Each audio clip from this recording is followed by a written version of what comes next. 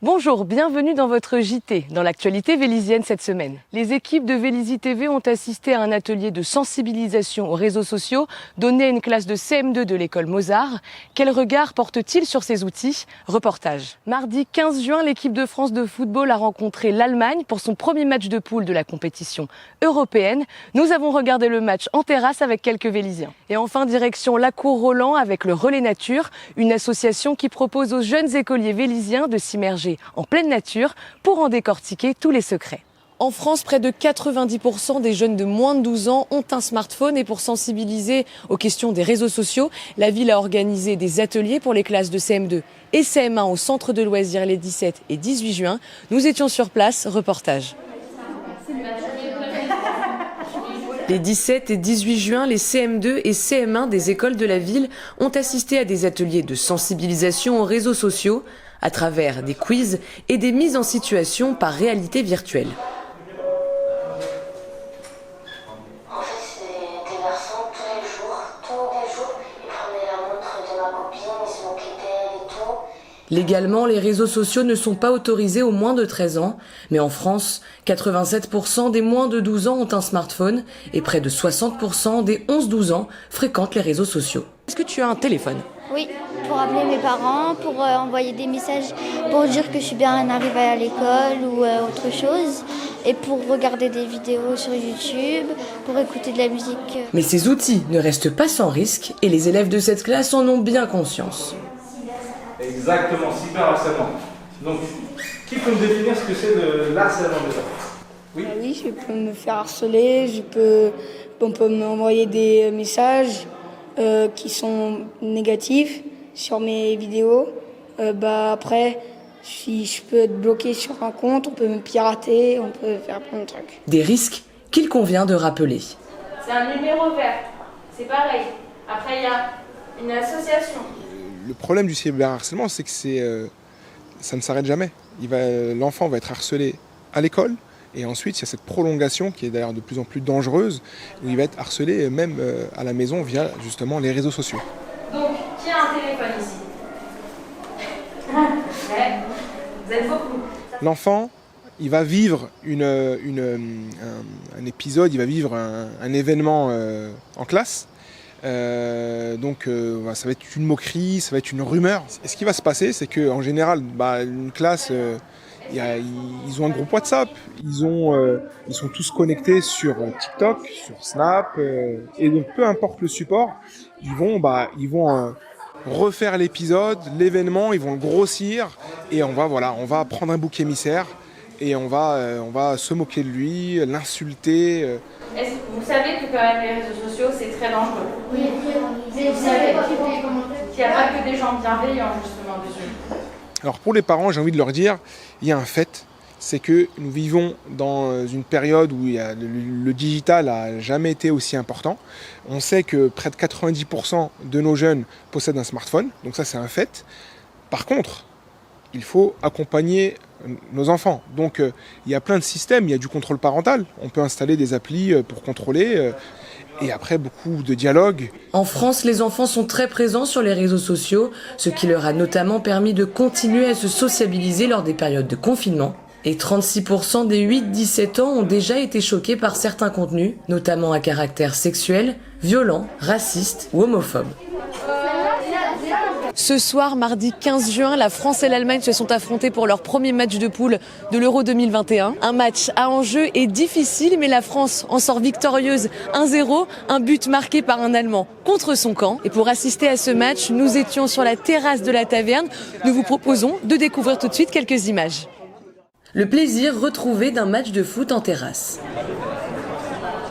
À la taverne, les supporters des Bleus ont pris place à table avant le début de la rencontre et savourent ce moment sportif entre amis. Je suis très content de venir le voir avec des amis, de retrouver entre amis et de voir un match comme ça. C'est génial. Mais la pression est tout de même présente. Ce mardi, c'est le début de la compétition européenne pour les hommes de Didier Deschamps, face à des Allemands réputés redoutables. Les spectateurs présents avaient sorti tout l'attirail du parfait supporter. Et après une mi-temps rondement menée par les Bleus et un but de l'Allemand Hummels contre son camp à la 20e minute,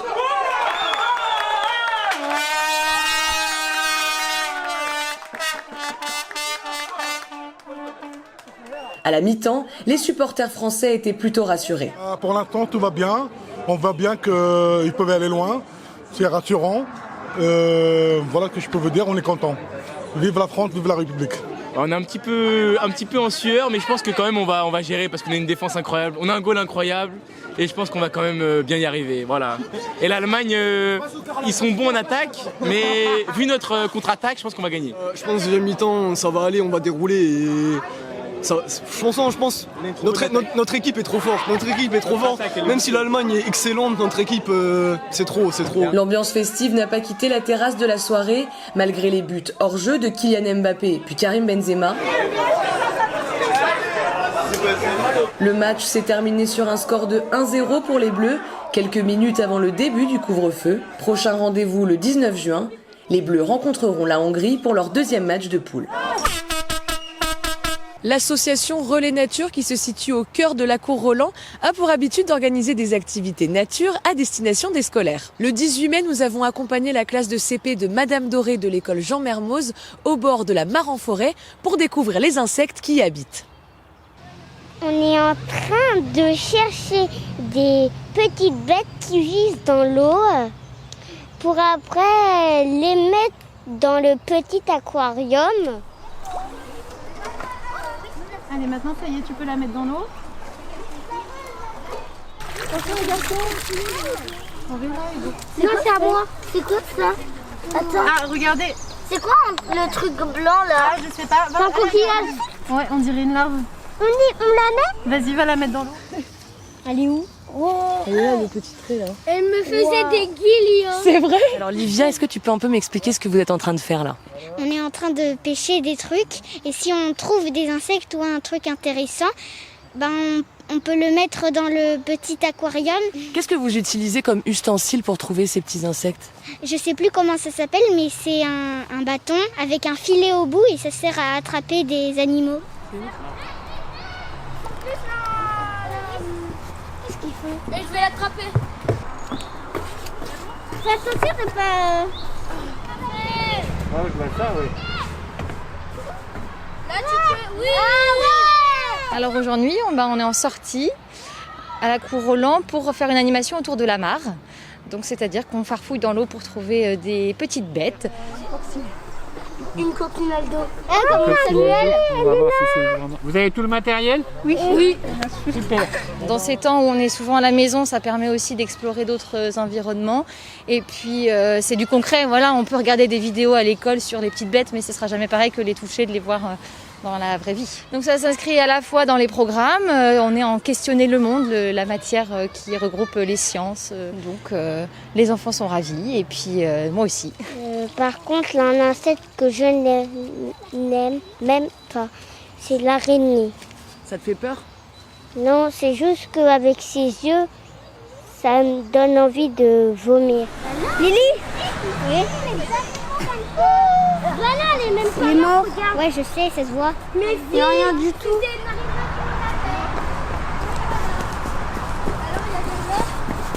On a trouvé une anguille, vous n'êtes pas venus, vous l'avez pas quoi?